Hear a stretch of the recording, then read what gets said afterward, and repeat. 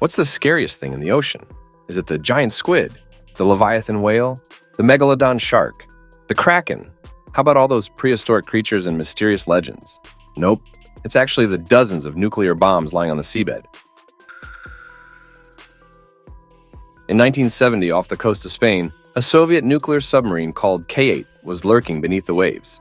On April 8th, K-8 reached its designated location and cut off all radio communications, officially entering combat mode. Suddenly, alarms blared. A sailor reported a fire in the sonar room. The crew initially thought it was just a drill, but 2 minutes later, another sailor burst into the control room, reporting a fire in compartment 7. The captain, seeing the soot-covered face of the sailor, realized it wasn't a drill. The political officer also understood it was a real fire. Upon urgent inspection, they discovered the blaze was out of control and spreading towards the nuclear reactor. What started as an exercise had turned into a nuclear crisis. Soon, the fire reached the reactor's guard post. The power plant crew locked the doors, sacrificing themselves to the flames to protect the reactor and prevent a nuclear meltdown. The carbon monoxide from the fire quickly spread, even reaching the control room. Out of the 20 crew members fighting the fire on the front lines, only 4 made it back. The captain ordered the exercise to be abandoned, and the submarine to surface to continue fighting the fire. But by then, all communication systems on board were destroyed by the fire. They were cut off from the world. It wasn't until a full day and night later that Soviet Navy headquarters learned about the fire on K-8, thanks to a passing Bulgarian fishing boat. The Soviet Navy urgently dispatched a nearby rescue ship, but it looked so much like a U.S. spy ship that the crew refused to assist. Then, a storm hit. K-8 was rapidly losing buoyancy. Finally, at 6 a.m. on April 12th, K-8 disappeared from the rescue ship's radar. The last rescue hook thrown by the ship managed to snag the captain's logbook, but not the captain himself. When they opened the logbook, everyone was stunned. Along with K-8, 2 nuclear torpedoes had sunk. The situation was dire. The Soviet military immediately classified all information about the incident. This story wasn't revealed until after 1991.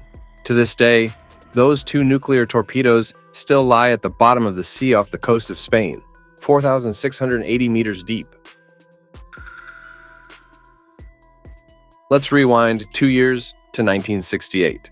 The Soviet Navy lost something even more incredible. The story goes like this. It was a stormy March in the North Pacific. An American submarine lurking underwater suddenly heard frantic Soviet voices on the radio, shouting, Red Star! Please respond! Please respond!" But there was no reply. Next, the American sub noticed the Soviets deploying 2 destroyers, 3 frigates, and dozens of other ships, all scouring the sea. Soviet planes were also searching the skies. For weeks, even with gale-force winds, the Soviets didn't give up. What were they looking for? This mystery was cracked 6 years later by the CIA. Turns out, the Soviets had lost a nuclear submarine carrying secret weapons, the K-129. The CIA decided to secretly salvage the sub, spending $500 million on the operation, enough to build 2 aircraft carriers or launch an Apollo mission to the moon. Clearly, K-129 had something big on board. First, the CIA pinpointed K-129's location through complex calculations. Then, they secretly modified a salvage ship, equipping it with giant steel claws, a recovery vehicle, and a recovery bay, all hidden within the ship's hull. From the outside, it looked like a regular exploration ship. However, the CIA's salvage operation failed. They only managed to recover part of K-129, which wasn't of much value. Fast forward 30 years to 2005, and the CIA's secret salvage story was fully exposed. By then, the Soviet Union had become Russia, and even the Russians were stunned by the story. It turned out K-129 had been carrying 3 1-megaton hydrogen bombs with a range covering the entire North Pacific. This was the peak of Soviet military power. The sub also had 2 nuclear torpedoes. The Russians were even more shocked to learn that the CIA's failure was due to accidentally breaking the submarine, nearly causing a hydrogen bomb to explode. There was another amusing part. In the 1990s, Russia had accused the CIA of secretly stealing a sunken Soviet submarine. The CIA responded with their classic line, "We neither confirm nor deny." This phrase has since become a legendary CIA quote. Today, only the CIA knows the exact location of those 5 nuclear bombs. They still lie silently on the ocean floor. But why did such an important submarine sink in the first place? That mystery remains unsolved. Some say it was hit by an American submarine, which is how the US later located the wreck.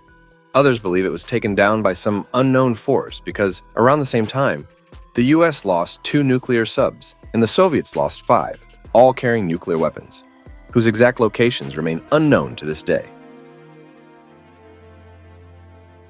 In 1997, there was this wild story from the Malvinas Islands in Argentina. Within 72 hours, 300 whales went nuts, charging onto the shore and ending up stranded, baking in the sun until they croaked. Why did they flip out like that? Still a total mystery.